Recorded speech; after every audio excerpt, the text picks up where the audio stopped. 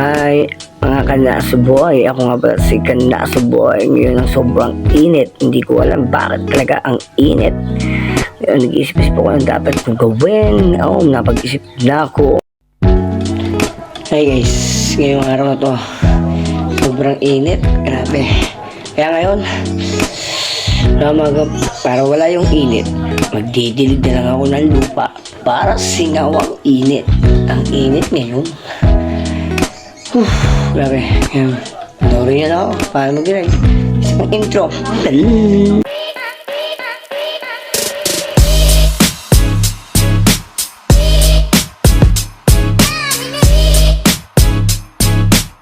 Ayan guys, lumabas na ako ng bahay. Ginawa ko na agad ang host at ginawa ko na magsimula na akong nagdilig kasi sobrang init. Dilig-dilig muna tayo pag may time. Kaya kayo sa bahay dyan, wala kayo magawa, magdilig din kayo ng labas ninyo para sumingaw ang init ng lupa. Diba guys, ito na. Yan, dilig dito, dilig doon. Saan ba mayroong makitang ito yung lupa? Dilig lang ng dilig. Yan, naglalaro na po. Paikot-ikot lang palandi-landi, ayan, lipat sa kabila, dilig doon, hindi niya ako makita kasi narangan ako ng damit, ewan ko, ba damit niya, basahan yata.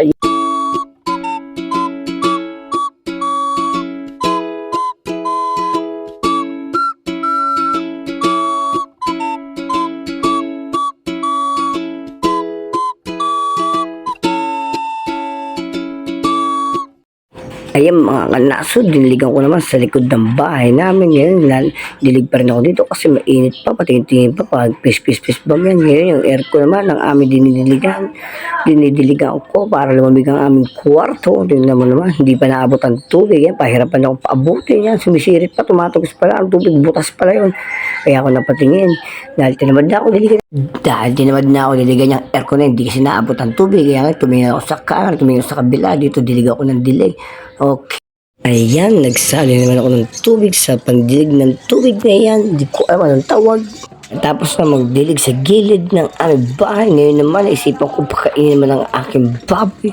Ay, nakalimutan ko, alas 3 na pala. Kaya papakainin ko muna ang aking baboy.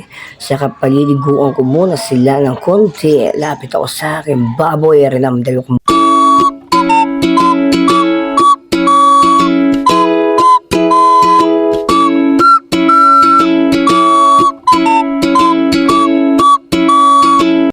Ayan mga kanasuboy, tapos na magpakain ng baboy. Ngayon dito na magdidilig sa gilid ng bahay namin. Dito naman kasi katatok sa araw at napakainit dito. Kaya dito ko naman dinigan ng ayos.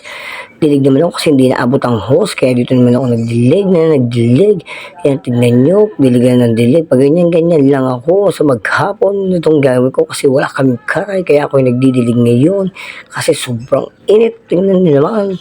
Mamaya babalik ako sa init na yan.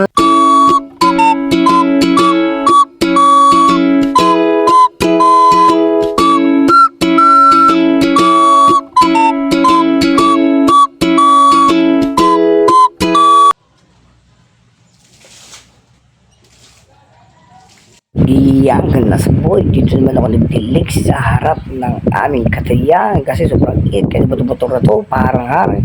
Itatabi ko muna, baka madalamian, maputikan. Kaya ngayon, dito ko nilagay sa gilid at ako magdidilig ng ayos kasi sobrang init. Ay, nako, mga init na yan. Sobrang init. Abot hanggang singit. Sino mong may isa init. Iyan mga kanasuboy, tingnan yung itsura ko parang kurang-kurang. Tingnan nyo, dito naman ako didilig sa harap. Yan yun, gumamit na ako ng hose kasi nakakapagod babalik-balik pagdilig ng timba.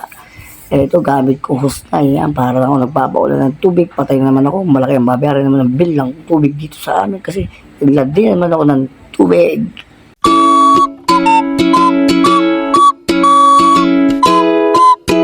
Ngayon, kanasuboy, tapos na ako magdilig. Dito na ako matatapos. Salamat sa panonood.